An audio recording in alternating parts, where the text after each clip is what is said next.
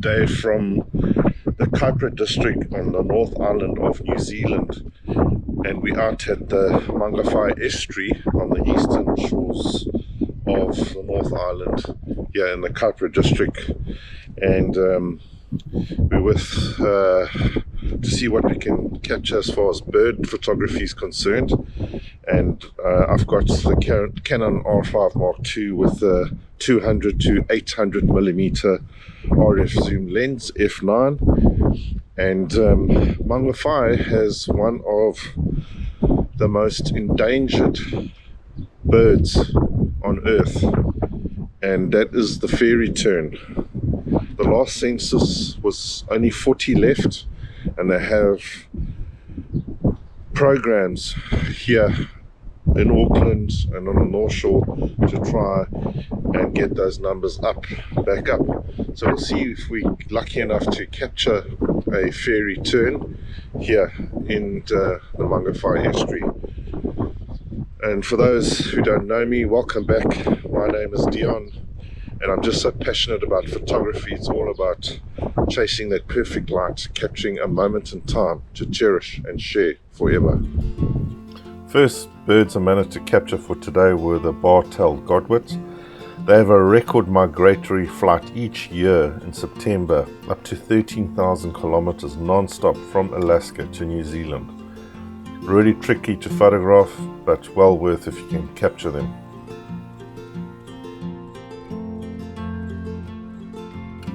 Next up is the royal spoonbill. Quite intrigued by the shape of their bill, the plumage, and the yellow above the eye. Quite unique indeed to photograph.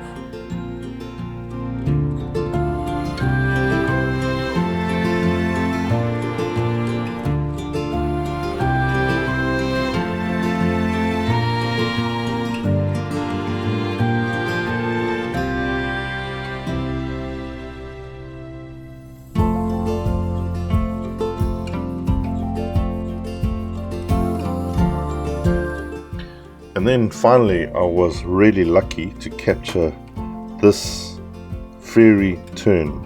As I mentioned, there's less than 40 left in the world, and I was lucky enough to capture this one in flight.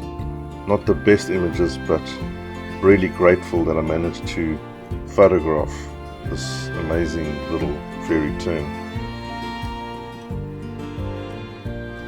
The best camera settings I can share with you, I always used to shoot in manual, but with bird photography you really need a very high shutter speed.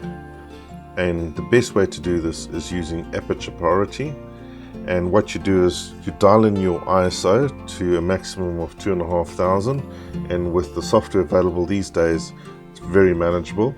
And then with full light, I would compensate to EV light compensation to negative 1.8 to even up to 2 on full midday sun, and then your aperture down to, with this lens I used 200 to 800, I only managed to get an f9, or you can even go up to f10, and this will result in a minimum shutter speed of 1/5000th to 1/8000th of a second, allowing you crisp and sharp images. Believe me, this is the setting to go for bird photography.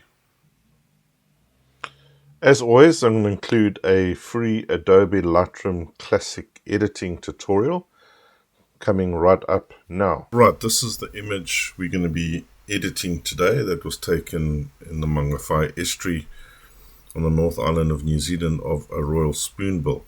Now what you see here is the final result after the editing and cropping has been applied. So as always, to bring in an image, you go to File, Import Photos and Videos, select your file, hit Import, and then go to the Develop mode on the top right hand corner. So what we're going to do is, for the purpose of this tutorial, we're going to reset the image, and that is what it looked like before we started the edit. So the first thing we're going to do here is, obviously we're going to crop it, and the cropping tool is situated on the top here, and we're going to keep the vertical and horizontal proportions constant, and we're just going to hold down the shift key while we drag down and bring the royal spoonbill into position. We can do a little bit more. We'll tighter crop, I'll say, to about there, and then hit edit. The next thing I generally do is bring up the vibrance on the global set adjustments. So global adjustments meaning adjustments to the entire image, not masks. Masks are targeting certain specific parts of the image, but for now it's going to be global adjustments, and we're going to take up the vibrance to around 30 and go easy on the saturation to about 5 to 7. The next thing I generally like to do is bring down the highlights. In this instance there's quite a bit of white, so we're going to tone those whites a bit down as well and increase the clarity up to about there. Then we want to denoise the image down here in the detail section, and we select denoise, and AI is going to denoise the image, and it's done a pretty good job. You can adjust the scaler here for how much you'd like to do. In this instance, I'm just going to push it up a little bit to around 60. Next thing we're going to do is adjust the color mixer down here, and we're going to go straight into saturation.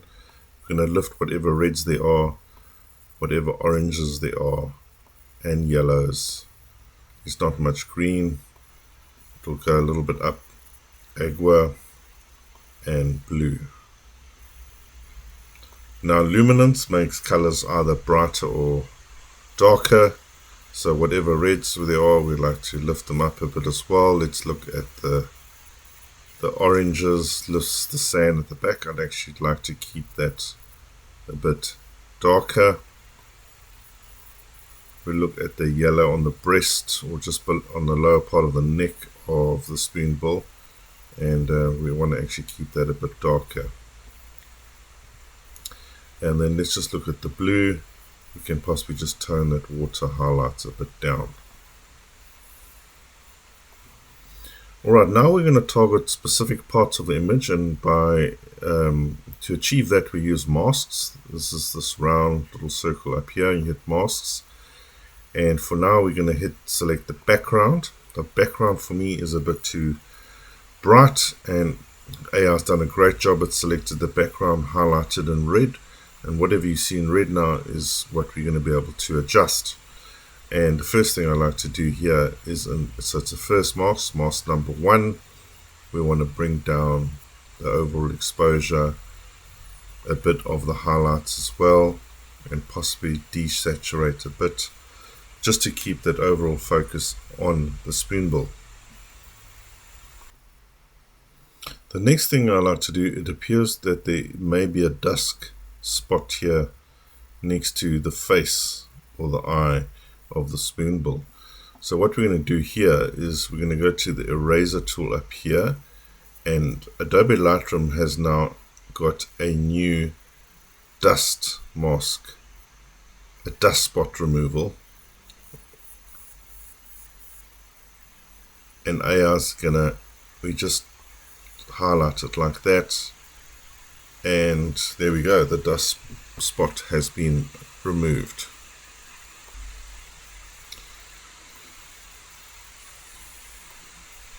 Next thing I would like to do is introduce another mask, create new mask, and we want to select the subject.